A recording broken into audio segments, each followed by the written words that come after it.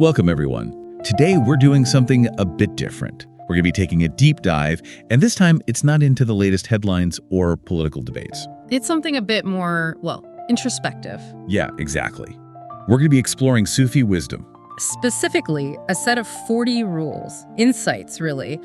They come from, or are at least inspired by, the profound connection between Shams, Tabrizi, and Rumi.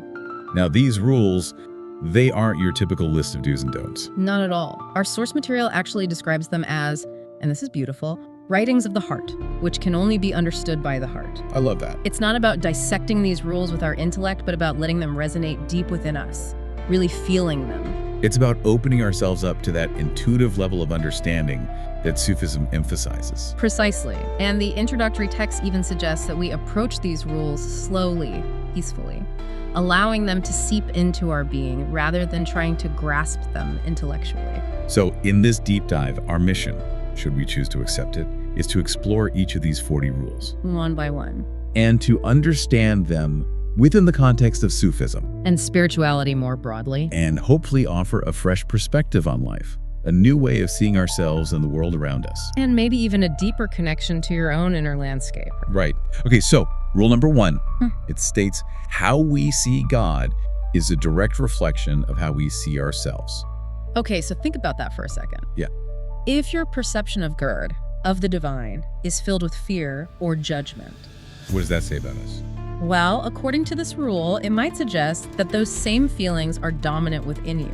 Conversely, if you experience God as loving, as compassionate, then that reflects back on us as well. Exactly. It implies a similar state within yourself. This isn't really about an objective God, It's more about using your own perception as a mirror. It's like looking into a reflection of your own soul. Precisely. So for you listening right now, take a moment and consider your own understanding of the divine. Yeah, what feelings arise when you think of God? Is it a sense of love and comfort? Or maybe some apprehension, guilt even. Your answer might reveal more about your internal state than about God. Fascinating. Okay, on to rule number 2. This one says, the path to the truth is a labor of the heart, not of the head. Make your heart your primary guide, not your mind. Meet, challenge, and ultimately prevail over your nafs, false ego, with your heart. Knowing your false ego will lead you to the knowledge of God.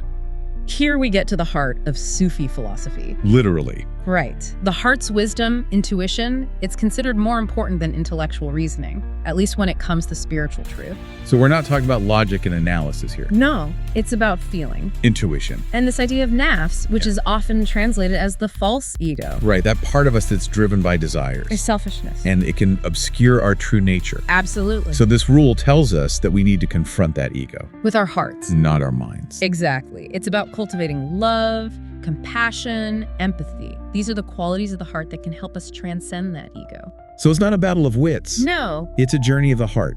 Beautiful. And the reward. Knowing your false ego will lead you to the knowledge of God. That's pretty motivating, don't you think? It is. Okay, let's move on to rule number 3.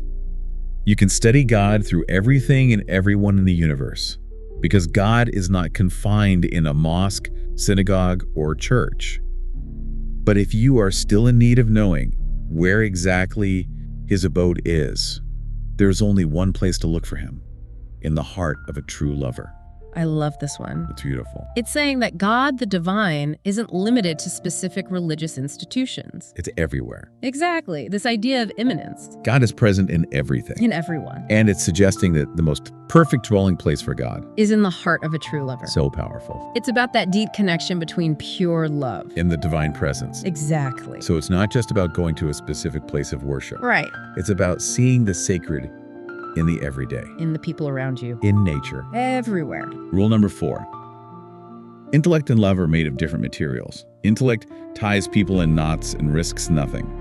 But love dissolves all tangles and risks everything. Intellect is always cautious and advises, beware too much ecstasy, whereas love says, oh, never mind, take the plunge. Intelligence does not easily break down, whereas love can effortlessly reduce itself to rubble. But treasures are hidden among ruins. A broken heart hides treasures. This one's interesting. Yeah, it's contrasting intellect and love. And it's almost paradoxical. How so? Well, it's saying that love is vulnerable, It can be shattered, but it's in that brokenness, in those ruins. that we find the real treasures. The intellect is cautious, it plays it safe. But love takes risks. It jumps in head first. Exactly. And that can be scary. But also incredibly rewarding. Absolutely. Okay, rule number 5 is next. Most of the problems of the world stem from linguistic mistakes and simple misunderstandings. Don't ever take words at face value. When you step into the zone of love, language, as we know it, becomes obsolete. That which cannot be put into words can only be grasped through silence. Language. It can be tricky, can it? It can. It's so easy to misunderstand each other, And to get caught up in the literal meaning of words. especially when it comes to things like love or spiritual experience. It's like words can't quite capture those depths. Right, and this rule is saying that in those realms, language becomes obsolete There are truths that can only be understood through silence. through direct experience, So it's a reminder to listen with more than just our ears. and to be open to a deeper level of communication. Rule number 6 says, loneliness and solitude are two different things. When you are lonely, it is easy to delude yourself into believing that you are on the right path. Isolation is better for us, as it means being alone without feeling lonely. But eventually, it is best to find a person who will be your mirror. Remember, only in another person's heart can you truly see yourself and the presence of God within you. This one distinguishes between loneliness, Which is negative. right, and solitude, which can be positive. Being alone, but not feeling lonely. Exactly. But it's also saying that we need other people To reflect back to us, to be our mirrors, because it's in the heart of another person. that we can truly see ourselves. And the presence of God within us. So profound. Rule number 7 states, whatever happens in your life, no matter how troubling things might seem, do not enter the neighborhood of despair. Even when all doors remain closed, God will open up a new path only for you. Be thankful. It is easy to be grateful when all is well. A Sufi is thankful not only for what he's been given, but also for all that he has been denied. Don't despair, It's a message of hope, even when things are difficult. even when it seems like there's no way out. God will open a new path. Just for you. And it's not just about being grateful for the good things, A Sufi is also grateful for what they've been denied. because there's a wisdom in that. A trust in a larger plan. Precisely. Okay, let's move on to rule number 8. It reads, patience does not mean to endure passively. It means to look at the end of a process. What does tolerance mean? It means to look at the thorn and see the rose, to look at the night and see the dawn.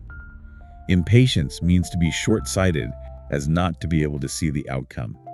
The lovers of God never run out of patience, for they know that time is needed for the crescent moon to become full. Patience.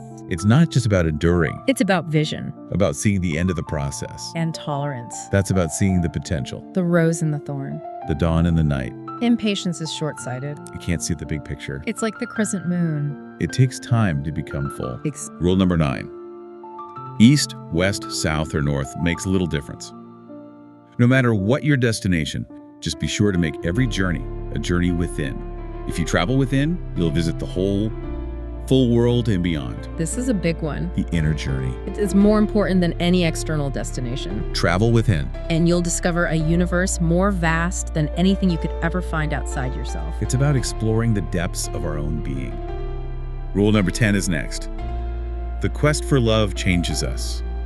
There is no seeker among those who search for love who has not matured on the way. The moment you start looking for love, you start to change within and without. The transformative power of love. Just the act of seeking it changes us. We mature, We grow. both internally and externally. It's like setting out on a journey that changes the traveler. Absolutely. Rule number 11.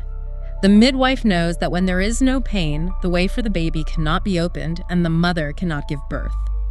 Likewise, for a new self to be born, hardship is necessary. Just as clay needs to go through intense heat to become strong, love can only be perfected in pain. Hardship, it's a part of life. It's necessary for growth, Like childbirth, or clay being fired in a kiln, it's through pain that love is perfected. that a new self is born. The challenging message. But ultimately hopeful, I think.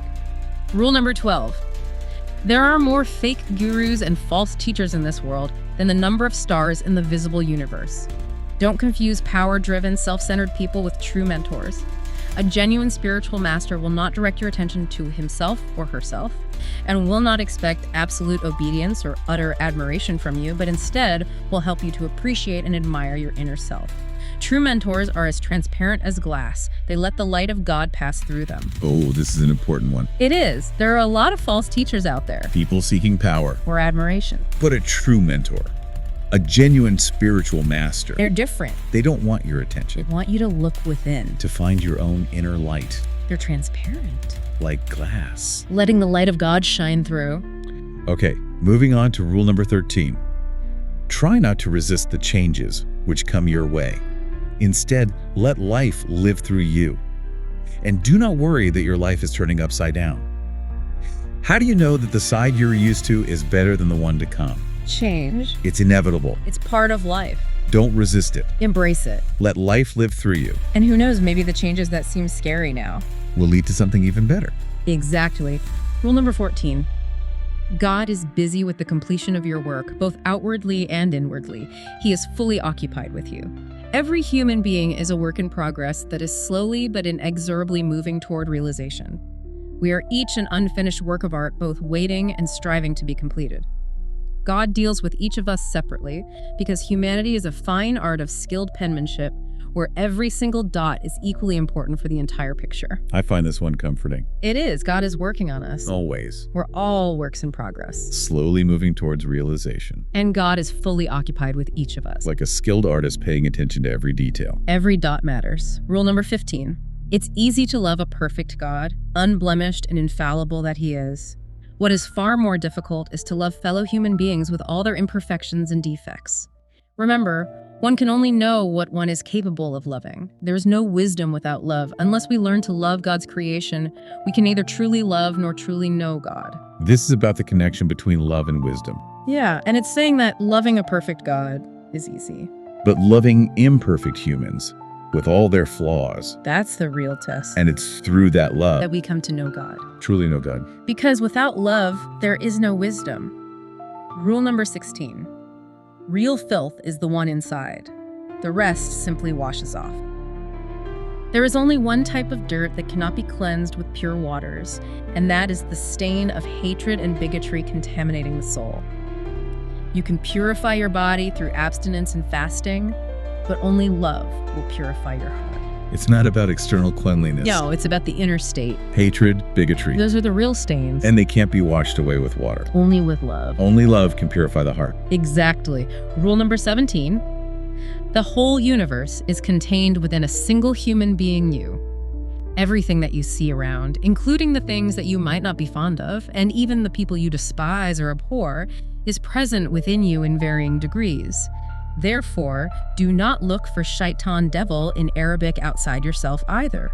The devil is not an extraordinary force that attacks from without. It is an ordinary voice within, if you set to know yourself fully, facing with honesty and hardness. Okay, this one's a bit mind-bending. It is. It's saying that the entire universe, It's contained within each of us. all of it, The good, the bad. the light, the darkness, It's all there. and even the devil. It's not some external force It's an ordinary voice, inside us. which means we have to be willing to face it To be honest with ourselves. about our own darkness. Wow. Okay, rule number 18. If you want to change the way others treat you, you should first change the way you treat yourself. Unless you learn to love yourself fully and sincerely, there is no way you can be loved. Once you achieve that stage, however, be thankful for every thorn that others might throw at you. It is a sign that you will soon be showered in roses. Self-love. It's the foundation for everything. For healthy relationships, For a positive experience of the world, if you want to be loved, you have to love yourself first. fully and sincerely, And then, even the challenges, the thorns. they become signs of future blessings. Roses. It's a beautiful thought. It is. Rule number 19. Fret not where the road will take you. Instead, concentrate on the first step. That is the hardest part, and that is what you are responsible for. Once you take that step, let everything do what it naturally does, and the rest will follow. Don't go with the flow. Be the flow. Don't worry about the future. Just focus on the now. On the first step. That's your responsibility. Once you take that step, Trust the process let go of control. and be the flow. Don't just go with it. Be it. Powerful. Okay, on to rule number 20. We were all created in his image, and yet we were each created different and unique. No two people are alike. No hearts beat to the same rhythm. If God had wanted everyone to be the same, he would have made it so. Therefore, disrespecting differences and imposing your thoughts on others is tantamount to disrespecting God's holy scheme. We're all unique, different, and that's intentional. It's part of God's plan. To disrespect those differences. To try and impose uniformity. It's disrespecting God's creation. So we need to embrace diversity. Celebrate it. Rule number 21, it reads, when a true lover of God goes into a tavern, the tavern becomes his chamber of prayer. But when a wine bibber goes into the same chamber, it becomes his tavern. In everything we do, it is our hearts that make the difference, not our outer appearance. Sufis do not judge other people on how they look or who they are. When a Sufi stares at someone, he keeps both eyes closed, instead opens a third eye, the eye that sees the inner realm. It's not about the place. It's about the heart. A tavern can become a prayer chamber. Or a chamber can become a tavern. It all depends on the intention. On the state of the heart. And Sufis, they don't judge by appearances. They look with the third eye. The eye that sees the inner realm. Let's move on to rule number 22. Life is a temporary loan, and this world is nothing but a sketchy imitation of reality.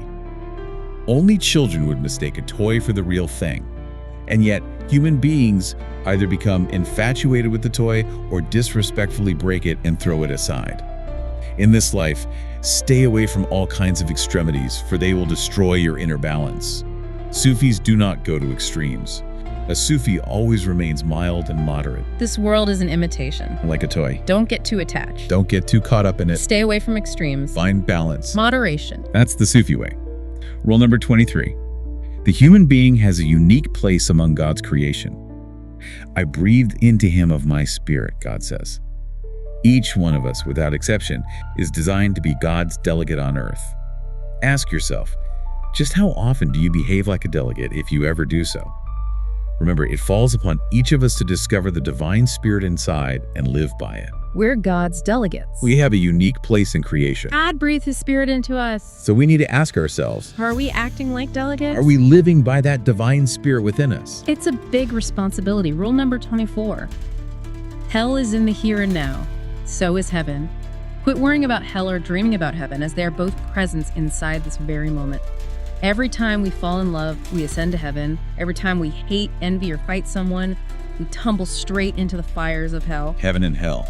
They're not in the future. They're right here, right now. Every moment. When we love, we experience heaven. When we hate, we experience hell. It's that simple. And that profound. Rule number 25. Each reader comprehends the Holy Quran on a different level of tandem with the depth of his understanding. There are 4 levels of insight. The first level is the outer meaning, and it is the one that the majority of the people are content with. Next is the batin, the inner level. Third, there is the innermost of the internal. And the 4th level is so deep it cannot be put into words and is therefore bound to remain indescribable. There are layers to understanding. Especially when it comes to sacred texts. Like the Quran. There's the outer meaning. But there's also the batin. The inner level. And then there are even deeper levels. Levels that are beyond words. It's a journey of discovery. Rule number 26. The universe is one being. Everything and everyone is interconnected through an invisible web of stories. Whether we are aware of it or not, we are all in a silent conversation. Do no harm. Practice compassion. And do not gossip behind anyone's back, not even a seemingly innocent remark. The words that come out of our mouths do not vanish, but are perpetually stored in infinite space, and they will come back to us in due time. One man's pain will hurt us all. One man's joy will make everyone smile. We're all connected. Like an invisible web. Our words, our actions. They have an impact. On the whole web. So be kind. Practice compassion. Don't gossip. Because one person's pain. Affects us all. And one person's joy. It can lift us all up. Okay, we're almost there, right? Almost. Rule number 27. Whatever you speak, good or evil, will somehow come back to you. Therefore, if there is someone who harbors ill thoughts about you, saying similarly bad things about him will only make matters worse, you will be locked in a vicious circle of malevolent energy. Instead, for 40 days and nights, say and think beautiful things about that person.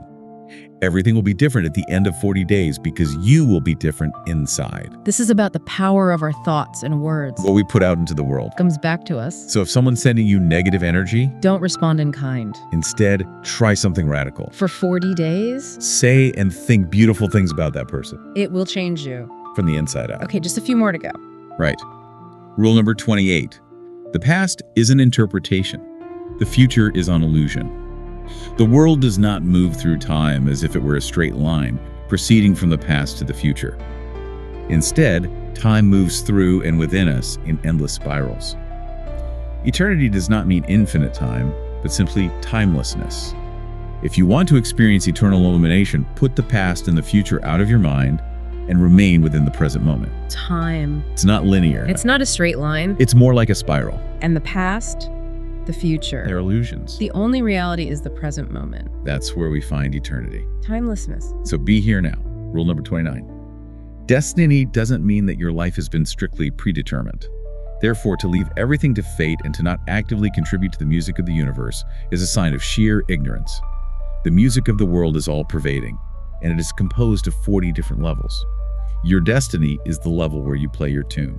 You might not change your instrument, but how well to play is entirely in your hands. This one's about destiny. And free will. It's not about being passive. Or letting fate decide everything. We have a choice, It's like we've been given an instrument. and we can choose how well we play it. Our destiny is the level at which we play. But the quality of the music, that's up to us. I love that metaphor. Me too. Okay, ready for the final rule. Hit me with it. Rule number 30. The true Sufi is such that even when he is unjustly accused, attacked, and condemned from all sides, he patiently endures, uttering not a single bad word about any of his critics. A Sufi never apportions blame. How can there be opponents or rivals or even others when there is no self in the first place? How can there be anyone to blame when there is only one? This is the ideal, isn't it? It is. The true Sufi Doesn't retaliate. doesn't blame. Because there is no self. There is only one. So there's no one to blame. It's a radical perspective. It is. Rule number 31. If you want to strengthen your faith, you will need to soften inside. For your faith to be rock solid, your heart needs to be as soft as a feather. Through an illness, accident, loss, or fright, one way or another, we are all faced with incidents that teach us how to become less selfish and judgmental and more compassionate and generous. Yet, some of us learn the lesson and manage to become milder, while some others end up becoming even harsher than before. Soften inside. To strengthen your faith, A soft heart. a strong faith, Hardship can teach us compassion, make us less selfish. but it can also make us harsher. It depends on how we respond. It's a choice. Rule number 32. Nothing should stand between you and God. No imams, priests, rabbis, or any other custodians of moral or religious leadership. Not spiritual masters, and not even your faith. Believe in your values and your rules, but never lord them over others. If you keep breaking other people's hearts, whatever religious duty you perform is no good. Stay away from all sorts of worship, for they will blur your vision. Let God and only God be your guide. Learn the truth, my friend, but be careful not to make a fetish out of your truths. A direct connection with God. No intermediaries. No one to tell you what to believe. Trust your own heart, Your own values. but don't impose them on others. And don't let your truths become idols. God is the ultimate guide. Rule number 33. While everyone in this world strives to get somewhere and become someone, only to leave it all behind after death, you aim for the highest stage of nothingness. Live this life as light and empty as the number 0. We are no different from a pot. It is not the decorations outside, but the emptiness inside that holds us straight. Just like that, it is not what we aspire to achieve, but the consciousness of nothingness that keeps us going. The highest stage of nothingness. It's paradoxical, isn't it? It is. We're so focused on achieving, On becoming, but it's emptiness. that holds us straight. like a pot. It's the space inside. Yeah, it makes it useful. Also, let go of attachment Embrace nothingness. and find true freedom. Rule number 34. Submission does not mean being weak or passive. It leads to neither fatalism nor capitulation, just the opposite. Real power resides in submission, a power that comes within. Those who submit to the divine essence of life will live in unperturbed tranquility and peace. Even the whole world goes through turbulence after turbulence. Submission. It's not about weakness. It's about strength. inner strength, It's about surrendering to something greater than yourself to the divine essence of life, and finding peace. even in the midst of chaos. Rule number 35.